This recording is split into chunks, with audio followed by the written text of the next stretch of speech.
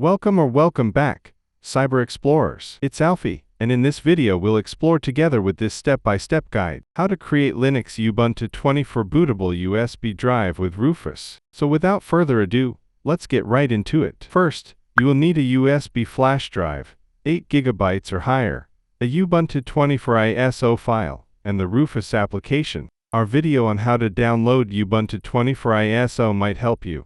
The link is in the description below. Please be aware that the USB drive will be formatted, so you will lose everything on it. Make sure to back up any necessary files beforehand. Now go to your browser of choice and search for Rufus. Navigate to the official website, then scroll down to the download section. You can download either the standard or the portable type. I will go with the portable type. Next, insert the USB drive into the computer and open the Rufus application. In the Rufus interface, enter the device option. Select the USB drive. Under the boot selection, click on Select and choose the Ubuntu 24 ISO file. In the partition scheme option, choose GPT or MBR based on your targeted drive and system. The target system choice will be BIOS or UEFI based on your partition scheme selection, BIOS for MBR, UEFI for GPT. Keep the rest of the options as default and click on the Start button. Now keep the recommended option selected and click on OK.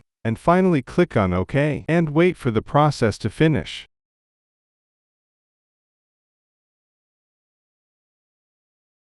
And that's it for today. If you found this video helpful, please give it a thumbs up, consider subscribing, and don't forget to activate the notification bell so you won't miss out on any new uploads. Thank you for watching, and I can't wait to share more with you. So, until next time, see you later.